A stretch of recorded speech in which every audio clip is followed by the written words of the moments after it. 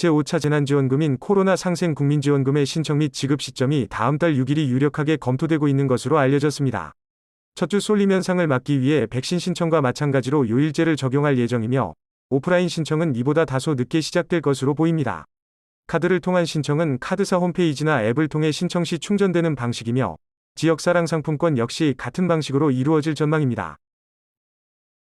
이어서 신용카드 캐시백 소식인데요.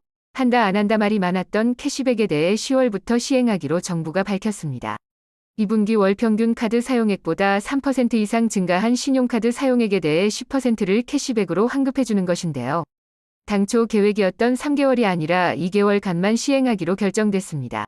백화점, 대형마트 등은 사용처에서 제외된다고 밝힌 바 있었는데 구체적으로는 차후 발표하기로 했습니다.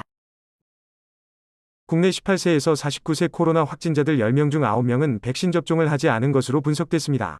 단 2%가량만이 완전 접종자였는데 이들 중 위중증자는 단 1명이었으며 사망자는 전혀 없었던 것으로 알려졌습니다. 또 백신 이상 신고율은 화이자나 모더나의 경우 1차나 2차 접종 후 모두 0.3에서 0.4% 정도로 큰 차이 없이 낮은 편이었고 아스트라제네카는 1차 후 0.7%였다가 2차 후 0.1% 정도로 차이를 보인 것으로 나타났습니다. 금요일인 오늘은 또다시 전국에 비가 오겠는데요. 충청 및 남부지방은 최고 150mm 이상의 큰 비가, 수도권 등 지역엔 최고 60mm 정도의 비가 내리겠습니다.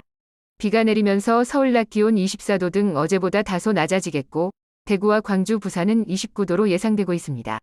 주말 동안은 수도권은 내내 흐리겠고 충청 및 남부지방은 비가 자주 올 전망입니다. 국내에서 판매 중인 블루투스 무선 이어폰에 대한 평가 결과가 나왔는데 애플의 에어팟 프로와 삼성의 갤럭시 버즈 프로가 여러 항목에서 매우 우수를 받았습니다. 평가 항목으로는 음향, 통화 품질, 노이즈 캔슬링 정도 등이 있었는데 이 둘은 품질뿐 아니라 소음 제거도 약 23dB 이상을 줄인 것으로 나타났는데요. 지연 시간에서는 iOS 환경에서 에어팟 프로가 가장 짧았고 단, 가격은 가장 비싼 것으로 나타났습니다. 일본에 유통된 모더나 백신 일부에서 이물질이 발견돼 163만 회분의 접종이 중단됐는데요. 미사용 상태의 모더나 백신 중에 이물질이 혼입돼 있다는 보고가 일본 내 한 개도 아닌 여러 백신 접종 시설로부터 들어와 일본 정부가 접종 중단을 발표한 것입니다. 이는 스페인 공장에서 제조된 것으로 국내에는 동일 제품이 없는 것으로 확인됐는데요. 제조 과정에서 들어간 것으로 추정되며 아직 보고된 건강 피해는 없는 것으로 알려졌습니다. 그럼 오늘도 좋은 하루 보내세요.